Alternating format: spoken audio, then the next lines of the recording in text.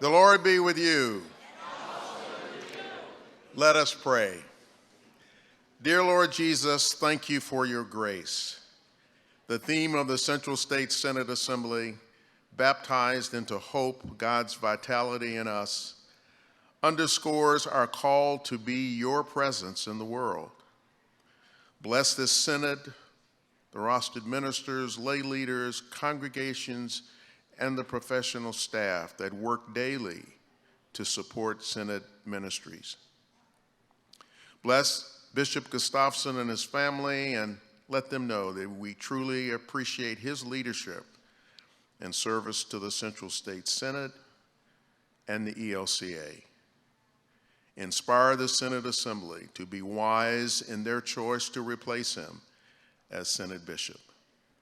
I ask these blessings in your name. Amen. As I said earlier, please come in, have a seat. I'm just kind of like to get going on time, that's all. That's just,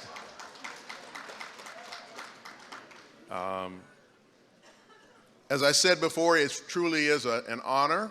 It is an honor and a pleasure to be here. I bring you greetings from our presiding bishop, Elizabeth Eden, our secretary, Chris Berger, and our treasurer, Lori Feddick.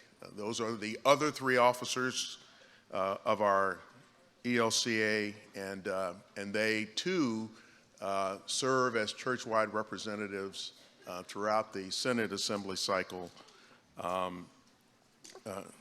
Chris Berger has been ill, so he had to decline being the churchwide rep. Keep him in your prayers. He had an unexpected illness, but he's doing much better now. Bishop Gustafson asked me to come, and you really do feel invited, when a synod bishop asks you to come and be the churchwide rep.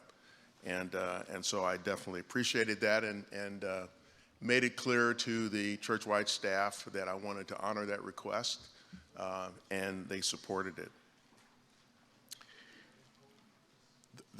The format for my presentation, and they've given me 20 minutes, and I will do my best to stay inside that 20-minute schedule, is to initially, the first thing is going to show you Bishop Eden's video.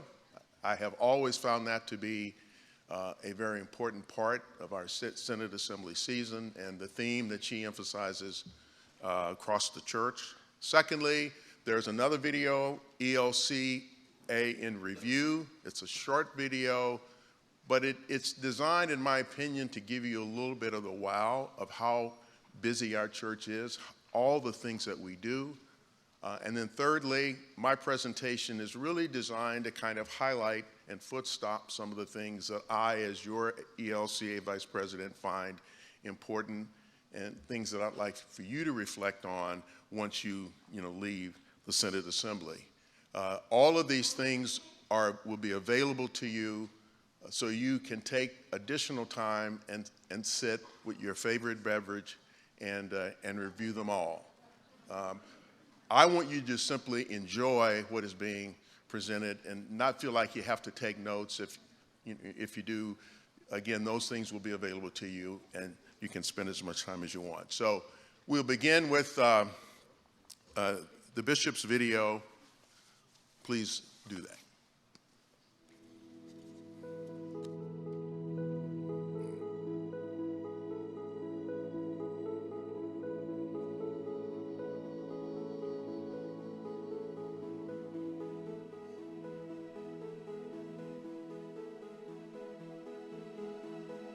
There's a lot going on in our lives and a lot going on in the world. Everyone has a story. You wonder, did they come downtown for a job interview or were they just fired? Did they come downtown to meet a friend or are they just trying to get away? There's a lot of stress and anxiety in the atmosphere all around us and within us. In some ways, it seems that we're more divided than we have been in years. But it's possible to find peace that can be experienced even in the midst of great stress. Because we are loved by Jesus, because in baptism we have become part of his body, even in a downtown setting like this, or in a quiet setting at home, we can have peace. And because we have been baptized and have already experienced the only death that really matters, we are able to have difficult conversations with each other. And in church, this might be the one place left where people can encounter each other with honesty and also with openness as we deal with the stress and anxiety of life and these issues that try to divide us. And wherever we find one of our congregations, there is an opportunity to engage the world, engage these issues, to be the presence and the peace of Christ in a neighborhood, in the community that so desperately needs to hear us. And the church does not shy away from these issues. In fact, for such a time as this, we have been called to be peacemakers and healing hands in the world.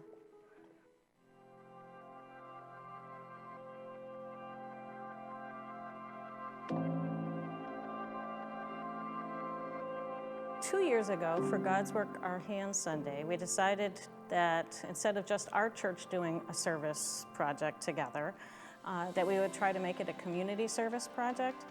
And so we invited an area mosque to join with us. Their imam was wonderful, and he said, absolutely, I would love to do that. The first year, it was amazing. We did a community food packing event. So we packaged 20,000 meals. When we first started to have this relationship with the church, we had some members who were prejudiced, who had fears that, Christians don't like us, we are a threat for them, they fear us. But over this years being friends together, coming together, these fears are obviously eliminated. When you look at it as a Muslim, you look at it, it's a church.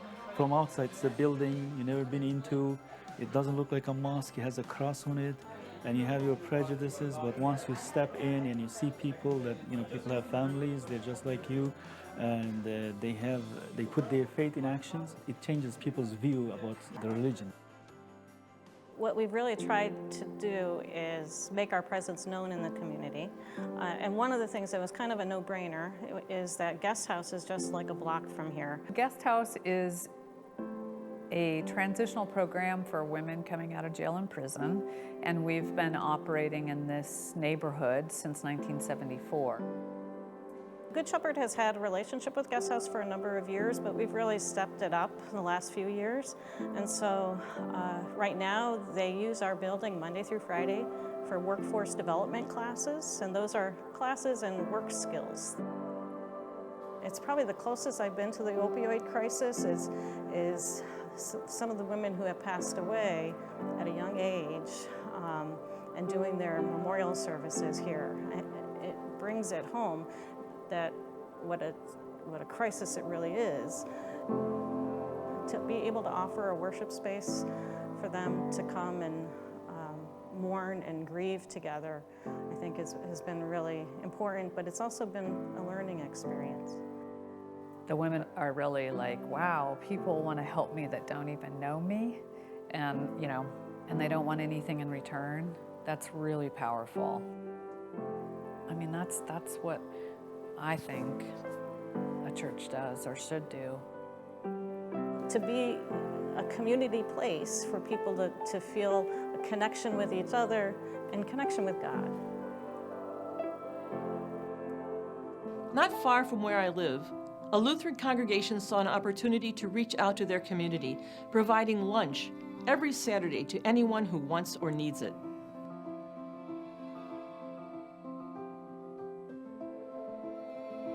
The Greek word for church, ekklesia, means the called out ones. And God has called us out of the world of indifference or injustice. And God has called us out that we might gather together in community, be fed and nourished by the word and sacraments, so that God can send us back out into the world. Sometimes our fear prevents us from going out joyfully and with good courage. That fear is used to divide us one from another. But perfect love casts out all fear, and we are perfectly loved by God in Jesus Christ. And I want us to remember that when we say, the peace of the Lord be with you all, and answer and also with you, what we're actually saying is that the peace of Christ is with us now. And so we can go back out into the world to engage and serve with joy. So, go in peace, serve the Lord.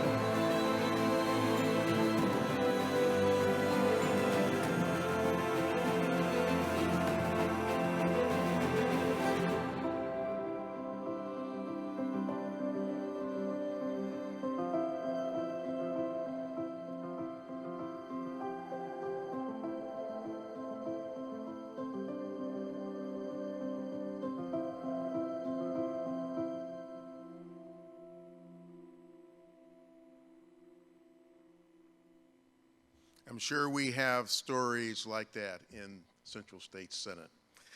Can we have the second video, please?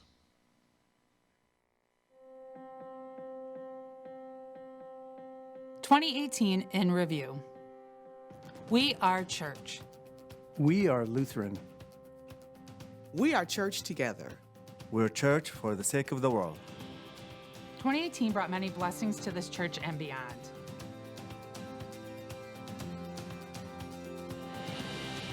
The ELCA supports 365 new mission congregations in 54 synods, including 28 approved in 2018. We have 220 missionaries and young adults in global mission in 40 countries across the globe. In the summer of 2018, we welcomed more than 32,000 people to the ELCA Youth Gathering in Houston. A survey of participants found that 90% felt the event had a positive effect on their faith, and 83% said they are now pondering whom God is calling them to be. Last year, we published God's Faithfulness on the Journey, a collection of stories and essays from more than 40 rostered women of color in the ELCA. Troubling the Waters for Healing of the Church became available online for those wanting to learn more about the impact of white privilege in our lives. Through the work of Amparo, we now have 116 welcoming and sanctuary congregations in 30 synods. Gifts to ELCA World Hunger totaled a record-breaking $23 million last year. Your generosity supported 537 projects in 61 countries, including 43 states and territories. Thank you. Lutheran Disaster Response was hard at work last year, responding to 47 emergencies in 33 countries and 32 emergencies here at home in 19 states and territories. Always being made new, the campaign for the ELCA has received over $226 million in cash and commitments. Thank you. Your gifts make the ministries of this church possible. Together we lift up our leaders, nurture future leaders, and strive for all to have a relationship with God, with one another, and with their communities, creating vitality across this church. All of this is possible because together in Jesus Christ, we are freed by grace to live faithfully, witness boldly, and serve joyfully.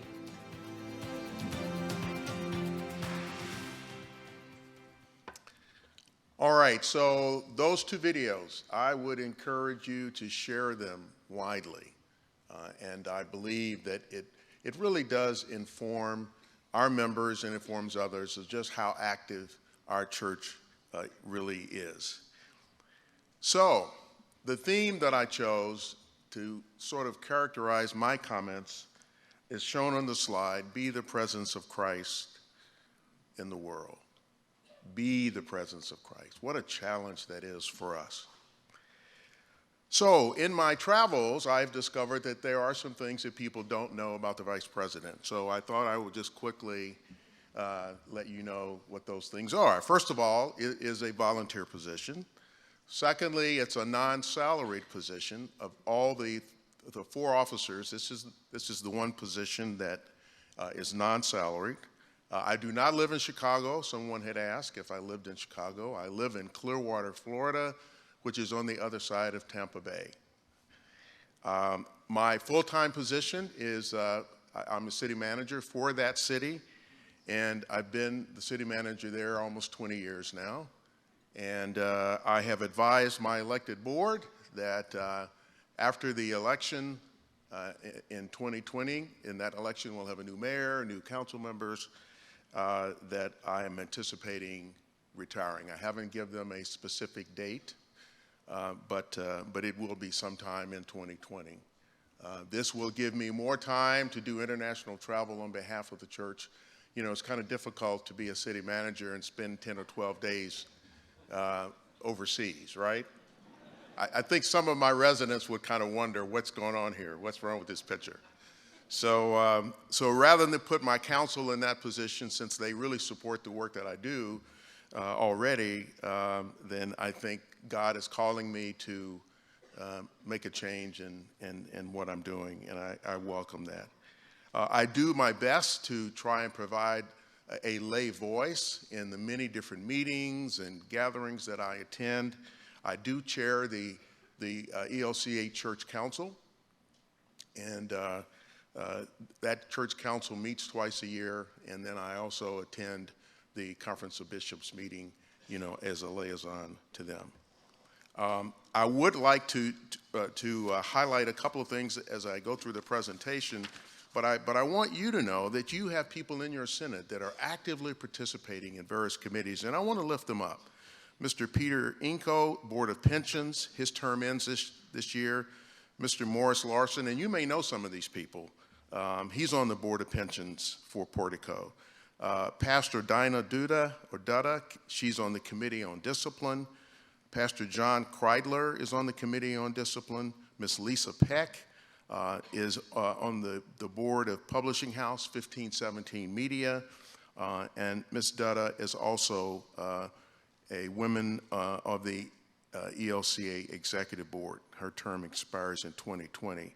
So I didn't know how widely is known that some of your members of the Senate participate in support of the church in various ways, and I would encourage you, if you have the time and talent to participate in committees, please do so. All right, let me work through this. You all are very familiar with the phrase, the three expressions of our church. This slide reflects that. And I just want you to know that your contributions, your support, whether it's financial stewardship or serving on committees, really supports our church, helps our church to be who we are. Your congregations, the Senate, and the Churchwide organization, when you see that slide, that's the ELCA. Notice that it's a horizontal description. It's not a hierarchical description. And we work very hard, I can tell you, we work very hard to be in collaboration with the various expressions to serve you and to serve this church. We want to especially thank you for your mission support contribution. Last year, you contributed $833,576, 50% of what you received in contribution. And then in 2019, you have committed $825,000 as part of your stewardship to the ELCA. So thank you so much for that. And that really needs to be emphasized. I think I told you that I'm on the road. This is a list of Senate assemblies that I have attended since I was elected in August of 2016. You'll notice that, you know, I am pretty much have concentrated in the central part of the country, so you won't see any metro senates up there, and I have not gotten to Minnesota. It's my understanding that's the center of the Lutheran universe. It has, I think, the highest density of Lutherans in the country. But I do anticipate that next year that I will do that. One of the reasons I'm showing this slide, and I've shared this with the Senate Council, is that, you know, because I've been in the southeast part of the U.S., one of the things that I want to be able to do as a ELCA Vice President is really speak about the church, talk about the church. Well, if you've grown up in an urban setting and you find yourself as an adult as I have, in urban settings, based on my profession, you tend to look at the church through that lens. And, you know, I want to talk about the whole church. And so that's why, you know, you see the assembly visits arrayed the way they are on this slide. And obviously I'm getting a good dose of the rural context. And then as of yesterday, I was told even within the rural context, there is difference. So when I'm sitting in meetings, I'm sitting in committees, and we are talking about the ELCA, I want to be able to express what the ELCA is all about, not just one particular context. And so the only way you get a chance to do that is you got to be in it and see it and talk to people, you know, who have that experience. Future directions. You all should be familiar. Now, sometimes I kind of come across as a teacher, and you know, I'll tell you what you should be doing. I don't mean to offend anybody, but I think you all know that there are a lot of things that we do that we really should be committed to. We do have a direction. The future directions is an effort that you know, reflected what people across the church said was important to us as the ELCA. And the 5 goals that you see on the slides, I mean, when you read through them, I think you will all agree these things are important to us. Thriving church, spreading the gospel, a church equipping people for their vocations, an inviting and welcoming church, a visible church deeply committed to working ecumenically. We are an ecumenical church. And a well-governed, connected, and sustainable church. These are the 5 goals. This is what the Conference of Bishops, the Church Council, the Churchwide organization has really been focused on. But as you can see, we can't do all these things at the same pace, at the same rate. So what have we really focused on? Well, what we've really focused on are 2 areas for the next couple of years. Congregational vitality. You are already talking about vitality. It's pretty obvious that you've had that as a focus. And leadership. One of the areas of emphasis here, not only is it rostered minister leadership, but a greater concern about our lay leadership. And we have not always provided resources to help strengthen our lay leaders. How many of you out there in the audience are lay leaders? How many of you had the opportunity to attend activities that would strengthen you as a lay leader? You know, raise your hand. And it's not as prevalent, you know, as we find in a much more structured, you know, organized way in supporting our rostered ministers. So one of the things that, again, the Church Council, the Conference of Bishops, Churchwide organization has acknowledged we need to do a better job of giving support to our lay leaders. If you've been a congregational president or you've been on a congregational council, isn't that difficult work? Is it difficult work? Yes. Does everybody agree? Yes. Okay. It is difficult work. And, you know, I know my own experience being a president of 2 congregations in the same area still. Churches are so different. But the lay leader it's really faces some really difficult challenges at times, and sometimes it's helpful to have some skills developed to help you do that. Congregational vitality, as we have been discussing it across the church, is indicated on that slide. So we have to define it. What does it mean? And I think that slide gives you a good idea. Communities of Jesus that nurture life-changing relationships with God, one another, and the world. So again, be the presence of Christ in the world really connects with that. So how can you be a part of it? You can certainly share your ideas with your DIMs, and you can pray for the new starts, the mission developers, and the vitality work. And obviously, you can share your treasure. Those resources are appreciated. Now, what I want to do is also lift up, your new starts, and you have new starts in the Bridge Lutheran Church, South Sudanese Congregation, Laotian Worshiping Communities, Iglesia Luterana Sagrada Corazón de Jesus, Paracoria El Divino Niño, Past Partners Ministry, Gathering Tables, Kansas City Aromo Mission Lutheran Church. These are your new starts, and we want to lift them up.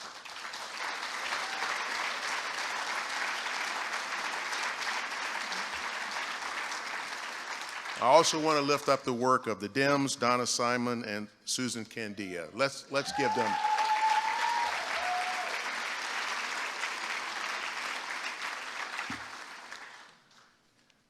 The next series of slides talk about activities that are coming up, and the first one is the Faith, Sexism, and Justice. That's the social statement that the Churchwide Assembly is going to be asked to approve. I think there doesn't seem to have been the controversy surrounding that social statement, unless you tell me so. Where I've been, there have been support within the synods to attend Bible study or the hearings that were conducted. Now, how many of you remember the road to our last social statement that was controversial? You all remember that road, right? And we really didn't want to go down that road, and we really encouraged people to be more active in participating in the women justice social statement. Now, how many of you really got involved in that? Could you raise your hand? How many of you have had a chance to read it? Read the draft? That's good. A lot more hands here than where I've been. When I went to synods who were having hearings, I attended it. There were maybe 3 or 4 men there. Most of it, women attended, but I was very impressed with the concerted effort on the part of the attendees to really give feedback to the draft. This is a challenging world that we live in. It's really interesting at this point in time that we have a social statement that deals with this theme that we're reading about it every day. And I believe this statement is unique among all of the other denominations in our country. This establishes us certainly as a leader and how we look at women's justice issues. And I encourage you to read it and to pay close attention to what we have been able to identify in the research that went into that social statement. And that we are all being called out to examine our own biases, our own perspectives that we've grown up with. But when it comes to social justice, the ELCA really is really serious about this God's work. And certainly there's just a lot of history associated with how men and women have interacted in our world. And this statement really, I think, commits us to really being Christ-like in how we treat each other. Also, there will be an apology to people of African descent regarding the church's complicity in slavery and the legacy of racism still present in the ELCA, United States, and globally. Churchwide assemblies increasingly are getting very concerned about just how committed we are and how we acknowledge what has caused pain in the past, apologize for any mistakes that we have done. That's part of the cleansing process, that we go through. And within this church, we are represented all over the country, and certain parts of our country clearly has a history with regarding people of African descent. Other parts of the church have history regarding Native peoples. We have a lot to deal with. We have a lot to acknowledge. And one way of doing that is to, admit what we have done wrong and commit ourselves to what we want to do right going forward.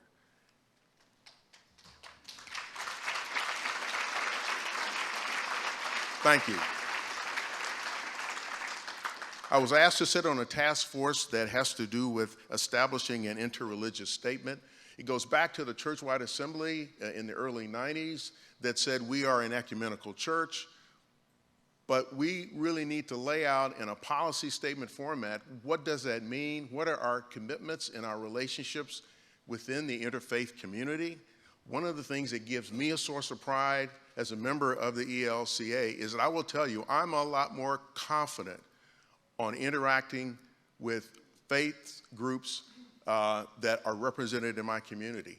In the interfaith space, I feel much more comfortable. Why? Because the ELCA has been a leader in that. We see it in our chaplains. We see it in so many areas. And so, if you look at it from the standpoint of the person sitting in the pew, then what kind of help am I getting in helping me frame how I should interface with members of other faith communities? And there really isn't a whole lot written, from the ELCA perspective. This statement is written in such a way that the person that's sitting in the pew can read it, and they won't have to have a degree in theology to understand it. It's written at a level that they can say, all right, this is what we're committed to. I can take this document and I can integrate it into my day-to-day activity. So if you haven't read this statement, it's on the website. Please do so. It has been said that we are a wealthy church. And I think this Always New campaign kind of reflects, how we can demonstrate some of this. And we are going to bring this campaign to an end soon. And I want to thank you all for your contribution. And in 2018, you contributed $685,136. Give yourselves a hand for that. Thank you so much.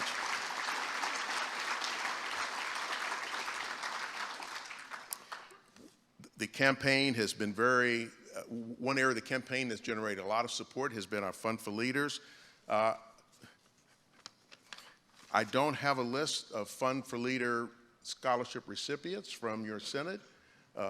There may be, but I didn't have it. But nevertheless, you see on this slide, just how successful the campaign has been in supporting this area. World hunger, that's another very popular area that the campaign has benefited greatly, and I want to thank you again for what you have contributed. And you have contributed $434,000 to World Hunger as a Senate. So thank you very much.